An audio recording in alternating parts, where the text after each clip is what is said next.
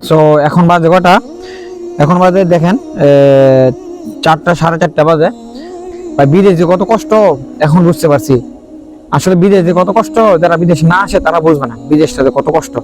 এখন তো প্রায় ফজর আজান দিয়ে লাইছে, 4:30 বাজে গেছে। লাস্টের অর্ডার আমার ইসে টাউনে আসলো। সো যখন লাস্টে অর্ডারটা দিয়েছি ইসে টাউন থেকে যখন আসতেছে দেখেন বাহিরে কুয়াশা কুয়াশা পড়তেছে বাহিরে। তো আমি যখন ইসে টাউনতে আসতেছি তখন আমার সামনে দুটা মোটরসাইকেল সিগন্যালের মধ্যে ব্রেক মারছে, মানে রাস্তা এরকম ভাবে মোবিলের মতন পিছলে লেছে, যেমন রাস্তার মধ্যে মোবিল ভালো লাগছে এরকম ভাবে পিছলে লেছে। তার সিগন্যালে স্লো ভাবে তারা ব্রেক মারছে, তারা নিচে পড়ে গেছে, রাস্তার মধ্যে পড়ে তাদের হাত পা চলে গেছে, মানে আমার সামনে। আলহামদুলিল্লাহ আমি বেঁচে গেছি। কিন্তু ভাই যারা রাত্রে ডিউটি করেন তাদেরকে একটা কথাই বলি, একটু সাবধানে গাড়ি চালাবেন। রাত্রে কুয়াশা রাস্তা একবার পিছলে থাকে, মানে যদি আপনি কোনো পাওয়ার ব্রেক বা হাইড্রোলিক ব্রেক মারছেন তাহলে নিশ্চিত আপনি পড়ছেন।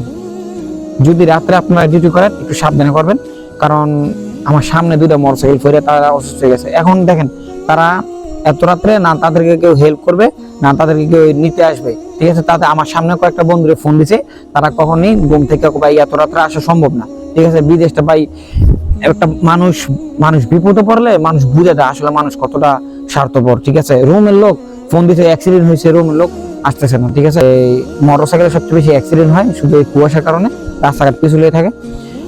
কেমন এক পরিস্থিতি দেখেন, তারা দুজন অ্যাক্সিডেন্ট করছে, করার পরে তারার রোমের লোকেরা ফোন দিছে, রোমের লোকেরা আসতেছে না, রোমের লোকেরা বাহানা দিতেছে ভাই এত রাত্রে আসতে পারবো না, অনেক দূরে এই সেই, মানে নানান ধরনের কথা বলতেছে।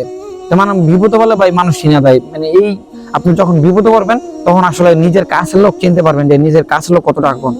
তো লাস্টে কি করবো, লাস্টে তারা একজন পর মানুষ, মানে যারা তারা চিনে না তারা হেল্প করছে, তারা হেল্প করে আর গাড়ির দায়িত্ব লয়ে গেছে, ঠিক আছে।